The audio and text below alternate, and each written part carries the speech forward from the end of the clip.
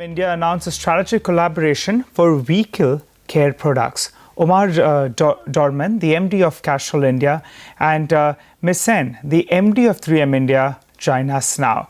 Well, Omer, coming across to you first, what is the structure of this arrangement? A revenue split above a certain fixed cost, or is it distribution margin? First of all, we're bringing 3M and Castrol together, and it is going to be a one team working in the market and ensuring that we tap into that $200 million market to start with. $1 million market opportunity, that's what he's talking about. Just for the benefit of our viewers, the vehicle care products that they're talking about, this Castrol India 3M partnership is like shampoos, glass cleaners, cream wax, dashboard and tire dressers. So this is what Castrol India and 3M will be coming together. Omer, what about the fee? What is the structure in terms of the money? So that's why I was saying it's almost like a revenue sharing, because the first thing that we will be focusing on is about building this category, and there will be a significant investment required to build that consumer awareness and capability. And at the same time, of course, there will be significant investment into research and development that we're tapping into. So the revenue sharing is we're bringing two global giants together, and I think working as one team is going to be critical to ensure that we have the right revenue sharing model going forward. Okay, Debrati, coming across to you then, what kind of marketing and distribution income accrual does 3M expect from this in year 1 to year 5? Fantastic questions. Thank you so much. First of all, let me just reiterate what Omer said. We are two large companies with very complementary capabilities coming together, shared bedrock of values. So we're very excited, and we don't think this is a revenue trickling in type of situation. Please know that both sides, the teams have been working for several months now, not just at India, but also ably supported by some of the folks in Asia, some of the folks in our headquarters. And we are ready to kick this off as we ink the paper. We are going to the market shortly. So we have very high expectations of how we can leverage the footprint that we have, the technologies that we're bringing together. We expect this to be a very successful partnership. We're also very practical in not saying that we would immediately get to the size of the market, and I think Omer uses a very good term saying we want our fair share.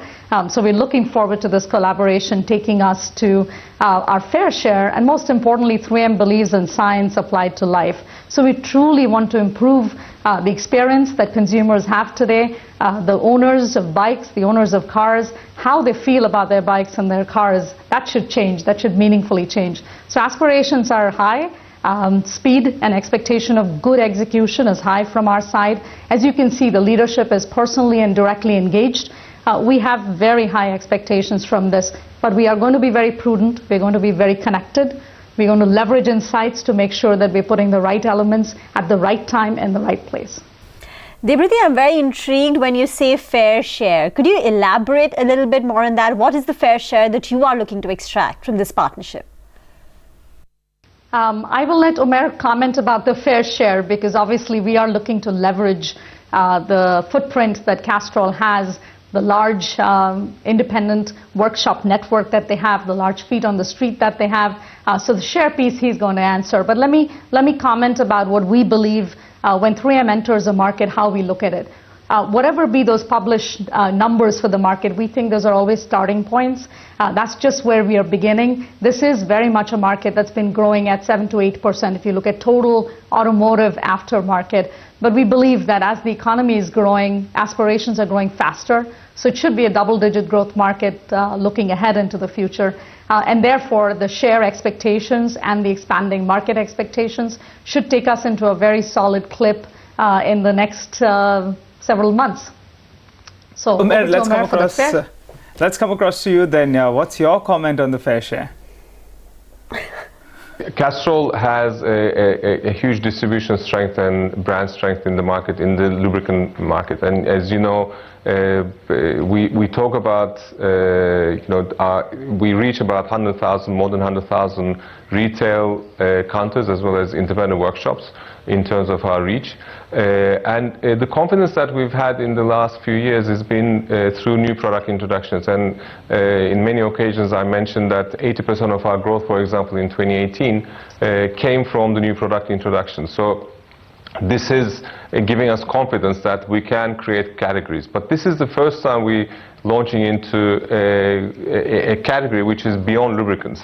So my expectation, fair share, we have about 25% share in bike care, lubricants, about close to 30% in car.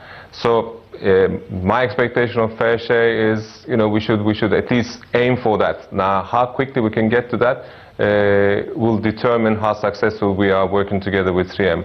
But that's something that we're going for. And as Deputy said, we don't want to look at the 200 million market. We want to look at how we can expand that market by creating the consumer awareness, by creating the right skill set in the workshops. And the good thing is, we have a lot of consumers coming to independent workshops where they buy Castrol, and Castrol is for inside the engine. Now with this category, we'll be able to service them not only for inside but also for outside the engine. So it's going to be a complete care for the vehicle.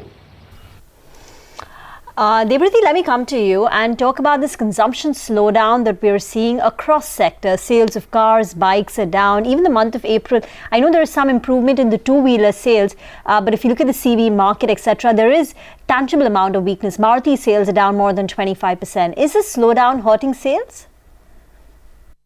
What we see is, I think you're aware of the fact that India has the largest bike car park, number of bikes on the road. It has among the larger car parks. We see the two markets, the original equipment buy, the OEM buy versus the car care, bike care, auto aftermarket as following different macros and therefore different cycles. While obviously the automotive industry, the auto OEMs and the ecosystem that serves them has struggled in the last 2 quarters. I think India Inc. has the numbers published. Many of the companies are publishing their numbers as we speak. We haven't quite seen that on the auto aftermarket side. As you can imagine, people are owning their bikes longer. They're probably owning their cars longer. There's more urgency of treatments. So that part of the market, the aftermarket, has been growing very healthy at a 7 to 8% clip. Expected double-digit growth in future. And we're very bullish about what's going to happen there. The interesting part about the aftermarket is you can add more, right? The car needs a lot more. A bike needs a lot more over its lifetime of ownership versus when it's coming out of the factory. So very bullish in this part of the market. Plus, I must put in a little plug about India Inc.'s mood post last night, right? So I think we're all very bullish about what comes ahead. We were holding our breath, clearly knowing that the election time period is going to be a little bit there's going to be headwinds, there's going to be slowdown, but truly the core fundamentals of this economy, I've worked in many countries, 26 countries that I've directly dealt with, lived and worked in the US for many years. I don't think there's any other economy with the kind of strong fundamentals that we see in India, the kind of demand that are obvious. You can talk to any of us business leaders. Short term, yes, some anxiety in the prior few months, but I think we're all collectively very bullish about what comes ahead. Auto aftermarket for sure, but also on the OE side down the road. Okay, all right. Thanks so much for that, Ms. Sen. But I have one last question for Omer on the macro side. Now, we're hearing signs of slowing traffic on highways, lower toll collections, the passenger vehicle sales as well have slowed down. Is there any pressure showing up in the lubricant sales? The economy has been in a slowdown, and the commercial activity as well as the industrial activity has been quite down in the first quarter, March quarter. And I think as we and Deborah talked about it, the vehicle sales are out in the public domain. So there is some slowdown, but we're really happy and pleased that the election is over, and now we have a new progressive and stable government under the leadership of Prime Minister Modi. And so we believe that these are little blips that you see in the marketplace. And we've been in India for 110 years, so we see some of these blips from quarter to quarter. And the fundamentals, as Deborah was saying, the fundamentals of the Indian economy is still quite solid, and we believe that the growth will come back quickly. Thank you, Omer, as well as Debrati, for joining in news which is coming in from Delhi. I just want to put on board, the government has taken a decision that in all D2C buses, cluster buses, metros, rides will be made free for all women. However, they've said women who can afford the ticket, they would request them to buy the tickets. The government is hopeful that they can achieve this free, rides free for women in the next 2 to 3 months. And the subsidy burden that they're talking about will be to the tune of 700 to 800 crores, which will be borne by the Delhi government, and they do not expect the centre to bear any portion of the burden. So that's the news coming in from Delhi. I just wish that it becomes safer as well, right? Delhi is notorious in terms of the rides not being particularly safe. So rather than making it free, I guess they could have even worked on the security aspect of it. But as the government has said in the past, the Delhi metro is a necessity and not a luxury for Delhi residents, and that seems to be the reason why they've made it free for women. But let's talk about M&M. Yeah, let's talk about Mahindra & Mahindra. In fact, they sold 1.5% stake, that's the trust in Mahindra & Mahindra, to CDPQ at 648 rupees. Sonia is with us to run us through all those details. Sonia? Well, there are a couple of unanswered questions. I'm going to come to that in a bit. But first, the news flow. As you guys rightly pointed out, M&M Benefit Trust, which is a part of the promoter group entity, has sold stake, about 1.5% stake, to CDPQ. They will be raising about 1,250 crores, which will be used for the operational requirements of the company. Now, post this stake sale, technically the promoter entity stake will come down to about 18.9% versus 20.4% in the month of March.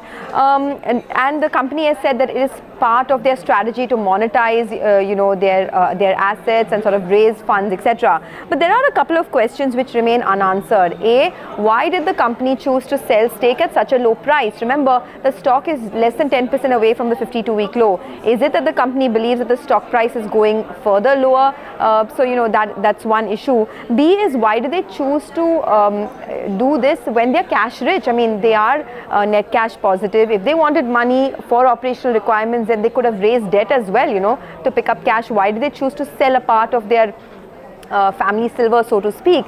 And C, there is still about 6.88% stake in the M&M Benefit Trust. Is there a possibility of selling further stake, which could lead to a further supply? So these are some unanswered questions. However, I did get a chance to speak to a lot of close M&M, a lot of people who track M&M very closely. They say in the near term, this is neutral. It won't really impact the stock too much. It's just a matter of whether the promoters believe that there is more pain in the company to come and in the stock price, and that perhaps could be a bit of an overhang. Thanks, Sonia, for that. Here's what we'll do. We'll get into a break with the news that the Nifty slipped about 15 points from the top of the day. So at one point of time, it was nearing that 100-point gain. Now it's up by close to about 80-odd points. Just keep your eye out on GAIL. So that stock has lost considerable ground in the last 10 minutes or so. And you can also see Grasim, Tech Mahindra, Vedanta come off a tad bit. Get into